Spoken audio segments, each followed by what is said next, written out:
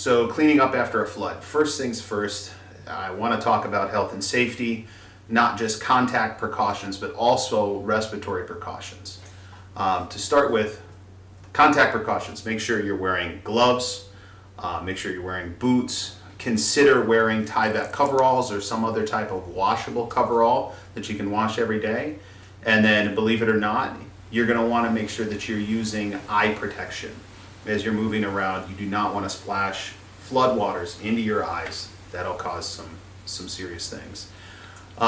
Next thing you want to be aware of is respiratory precautions. There was a question that already got asked about N95 respirators. Are they good enough? Are they sufficient enough? The answer is, in most circumstances, yes, an N95 should be fine, but you may want to consider purchasing and using a half-face respirator with P100 organic vapor cartridges. That's going to give you the ultimate level of protection in working in a flood environment. A little bit anecdotal, but in Katrina, a lot of the folks in my industry, when they were responding to the needs in Katrina, they were wearing the right respiratory equipment when they were in the flood zones doing the work.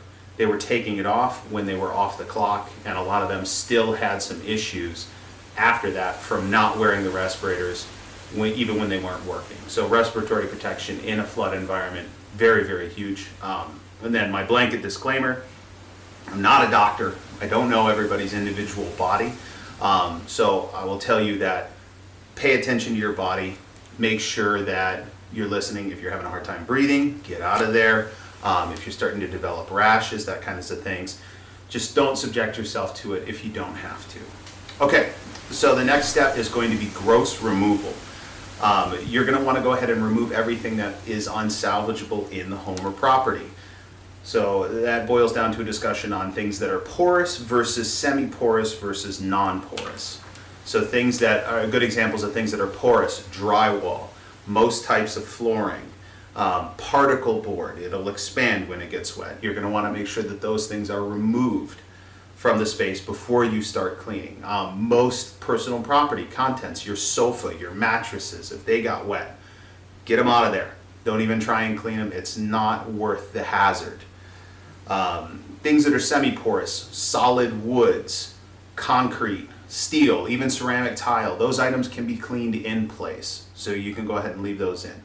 Next step is going to be to pressure clean. So when I say pressure clean, I mean a pressure washing gun, and you're going to want to have some sort of way to evacuate the water, whether that's squeegeeing it out the door or a vacuum that you can use to extract the water. So pressure clean down the affected area. Things that the water touched, you're going to want to pressure clean those. Things that the water didn't touch, walls and ceilings, you're still going to want to clean those using an antimicrobial disinfectant. A bleach water solution is suitable and acceptable. There are better products out there. Just make sure you're reading the label and using the right product. Once you've pressure cleaned and wiped down everything, you're going to want to disinfect. And so part of your pressure cleaning and wiping down will include disinfection, but a broadcast application of that disinfectant once everything's clean will ensure that you've eliminated all the microbials and toxins that could be in the water. The next thing you're going to want to do is dry everything. Now this, obviously in our industry, we have all this equipment. Everybody else may or may not have access to that equipment. So do the best you can. Box fans are cheap. I've dried a number of structures just using box fans before. If you want to rent equipment, I know Cleaners Warehouse locally has that equipment available for rent. And then I would encourage anybody who's trying to dry on their own, get a moisture meter. The cheap ones are $30 on Amazon. They're not the best, obviously. Technical guy, it's not the best meter to use for drying, but it'll tell you if it's wet or if it's dry, and you'll be able to know at least when to pull the equipment. The last thing I want to talk about is mold.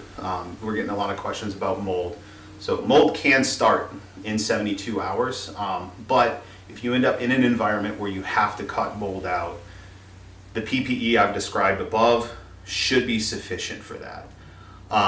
And then the other thing I have on mold is clean. Like, continue to wipe things down, because mold is readily aerosolized. It can go anywhere, it can get on anything, and so you're going to want to make sure you clean everything from top to bottom, left to right. And then the last thing is testing, bioaerosol testing. There's companies called indoor air quality companies. Locally, we have MPro Environmental is one of them. Hawaii Inspection Group's another good one. They can come in, pull air samples, and let you know if there's things floating around in the air or not. And I have on my notes, it's not mandatory, but I would say it is mandatory if you have somebody in your home who is immunocompromised, or if you have small children. You're gonna wanna do that testing just to make sure that you've eliminated any concerns for microbials in your house. Lastly, if you guys have any questions, just like the fire video, please post your comments. If you have specific questions about your home, don't hesitate to post a picture. A lot of the times I can look at a picture and kind of give you an idea of where to go. And then lastly, I will be setting aside my Wednesday this week to go do whatever the community needs. So if you were affected and you do not have flood insurance, send me a private message and I'll schedule as many as I can to go take a look and walk through and help you guys figure out how to address the concerns you have with your home. Lastly, I said this last time, very proud of our community. I'm so stoked to be a part of it. And use me, let me help. Thank you.